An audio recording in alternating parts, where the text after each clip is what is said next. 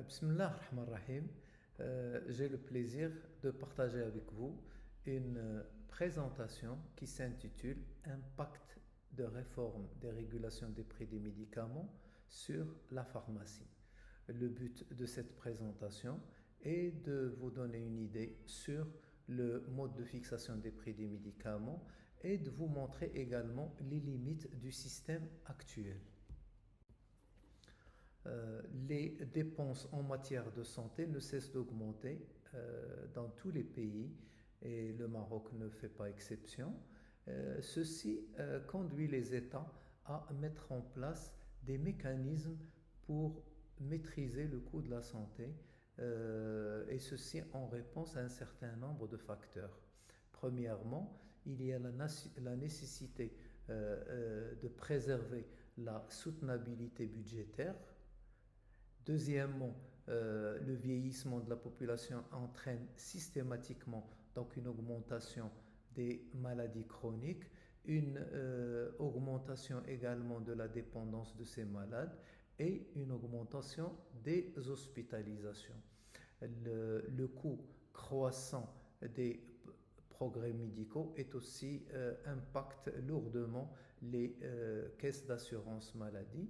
Donc en effet, les biothérapies, les traitements de pointe, les technologies médicales avancées, bien évidemment, il faut évaluer à chaque fois le bénéfice de ces technologies et de voir surtout est-ce qu'on a les moyens pour justement assurer certaines prestations qui font appel à ces technologies.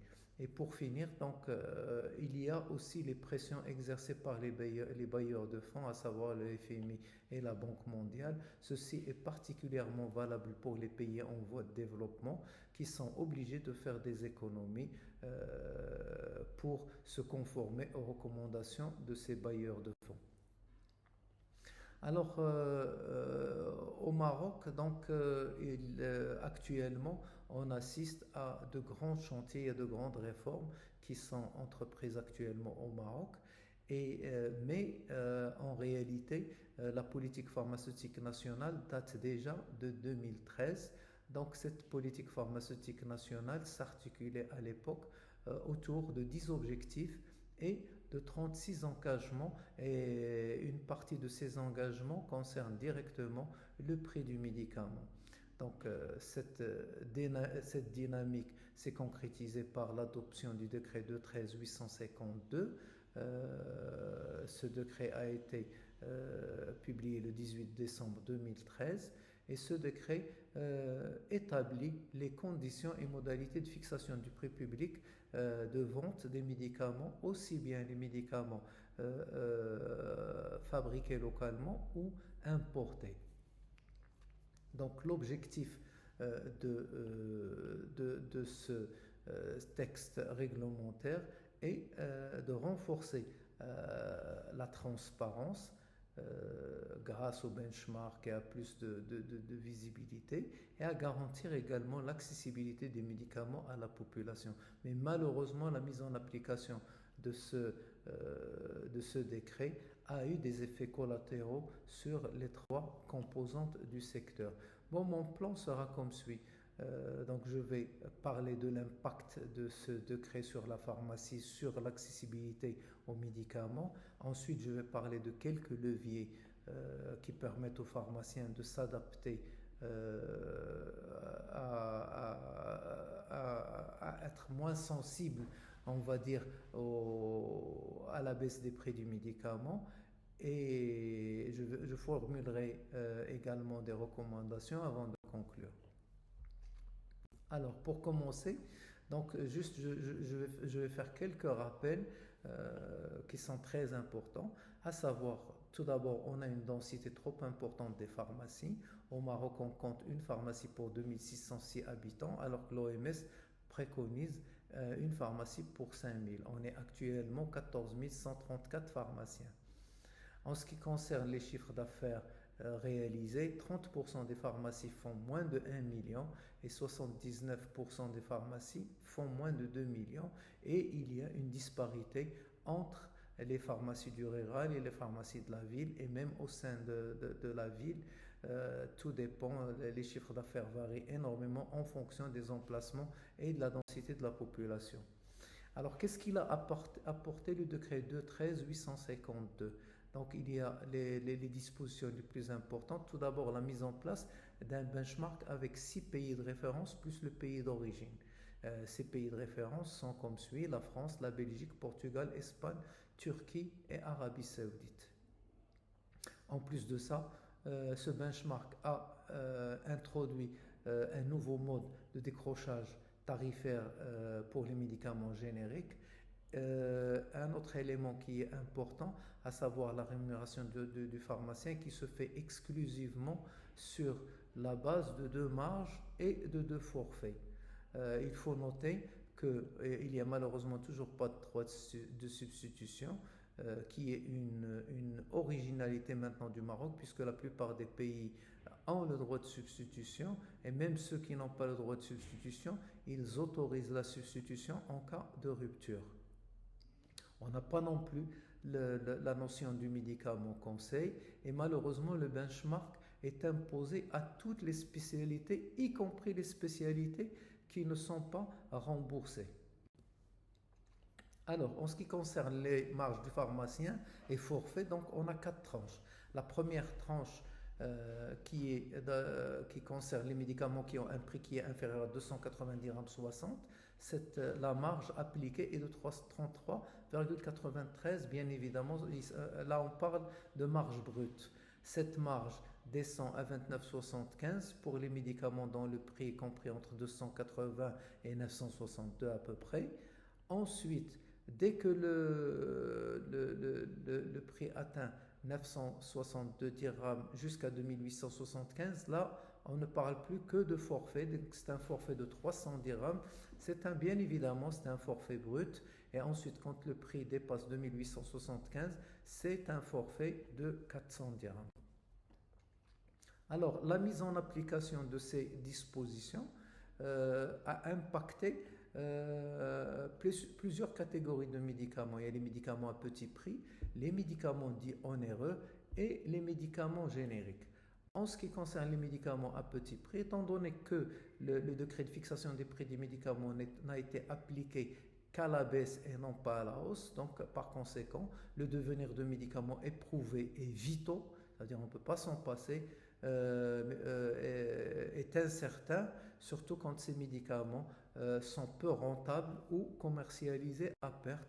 Bon, je cite juste quelques exemples de médicaments qu'on a eu du mal à avoir à un moment donné à cause des prix trop bas, à savoir la protamine, qui est un antidote de l'héparine, qui est très très important pour certains patients. Il y a le phénobarbital, l'acénocomarol, on a eu beaucoup de mal à le préserver pour quelques dirhams. Si l'État avait concédé 3 ou 4 dirhams de plus, bah, il n'aurait jamais été en rupture. Il y a le méthotrexate, l'adrénaline et la vitamine K, que pendant un bon bout de temps on n'a pas pu l'avoir. Et donc il y a des bébés qui en ont été privés. Puis il y a aussi certains malades en réanimation qui ont besoin de vitamine K. On n'a pas pu leur avoir. Alors en ce qui concerne les médicaments onéreux, alors là je parle de la tranche T3 et la tranche T4. En ce qui concerne la tranche T3, alors si on convertit le forfait de 300 dirhams en marge, donc quand on démarre cette tranche, on démarre aux alentours de 10 dirhams, de 10,43%. On démarre à peu près à 30% et on termine aux alentours de 10,43%. Par contre, quand on prend les produits qui font partie de la tranche T4, on démarre à peu près à 10,43, et dès qu'un médicament dépasse 40 000 dirhams, donc le pharmacien touche moins de 1% de marge, ce qui n'existe nulle part, et en plus il s'agit d'une marge brute. D'autres facteurs limitent l'accès aux médicaments appartenant aux tranches T3 et T4, comme les pénuries artificielles, le médicament est bien disponible au Maroc, mais malheureusement, il est concentré essentiellement dans certaines cliniques, et dans quelques pharmacies qu'on appelle communément dépositaires, pharmacies dépositaires. Il faut savoir que, par exemple, pour tout ce qui est, des médicaments qui rentrent dans le cadre du tiers payant, 84% de ces médicaments sont dispensés dans le privé. Et quand on prend ces 84%, seuls 13% des ventes sont effectuées au niveau des pharmacies d'officine, 87% est effectué au niveau des cliniques. Donc, le pharmacien dispense très peu de médicaments qui rentrent dans le tiers payant, et ceci également est valable pour tous les autres produits chers. Alors, il y a aussi une problématique, c'est quand le chiffre d'affaires dépasse 2 millions de dirhams.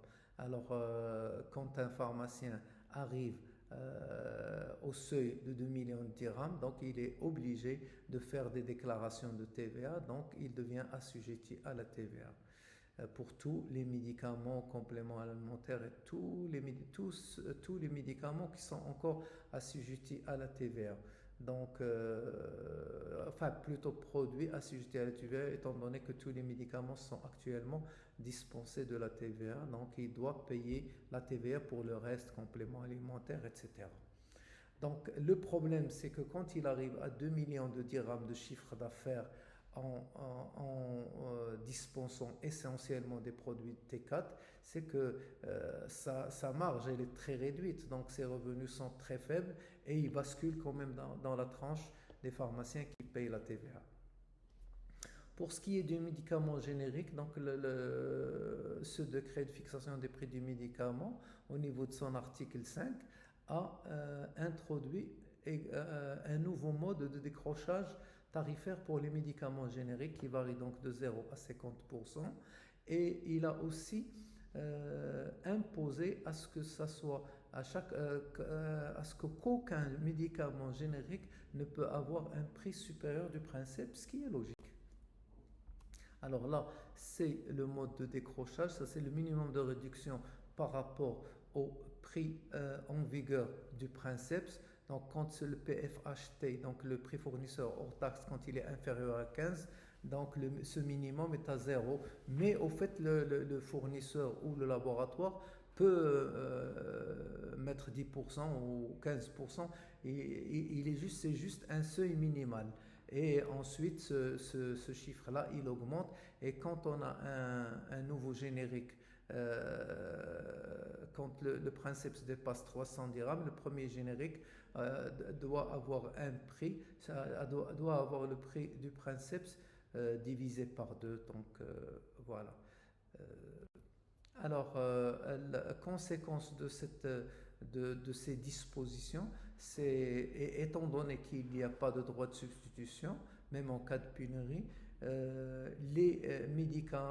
beaucoup de médicaments voient leur prix s'aligner à chaque révision quinquennale, ou tout simplement quand un laboratoire décide de revoir le prix de son princeps à la baisse. Donc, par conséquent, le pharmacien se retrouve avec une pléthore de médicaments génériques qui ont malheureusement souvent le même prix, ce qui alourdit la gestion des stocks sans un bénéfice réel. Alors là, je vais vous citer 2 exemples. Le premier exemple, c'est l'amoxicilline. Si on prend les amoxicillines dosées à 15 grammes par 12 comprimés, on a 7 marques. 7 marques, et toutes ces marques ont le même prix, 51,40, ce qui devrait nous pousser à réfléchir un petit peu à l'apport du médicament générique. Si le générique a le même prix que le princeps, la philosophie même du médicament générique, on prend pour son grade. En ce qui concerne l'oméprazole, là aussi c'est un cas très particulier. On a 15 oméprazole 20 mg, 15 présentations d'oméprazole à 20 mg par 7 comprimés. On en a 18 par 14, 16 par 28. Si on ajoute les 40 mg, les 10 mg et les formats injectables, on se retrouve avec 134 présentations de médicaments génériques. Et le pharmacien ne peut pas substituer une oméprazole par l'autre, donc à chaque fois, il faut qu'il ait la bonne référence. Et à ceci, on ajoute les oméprazoles, on en a 67, et le pantoprazole, on en a 8. Alors, conséquence de tout ça, c'est que le pharmacien a été obligé d'augmenter son stock, de le multiplier par 2, voire par 3, à faire des marchés pour pouvoir répondre à la demande, à toutes ces références.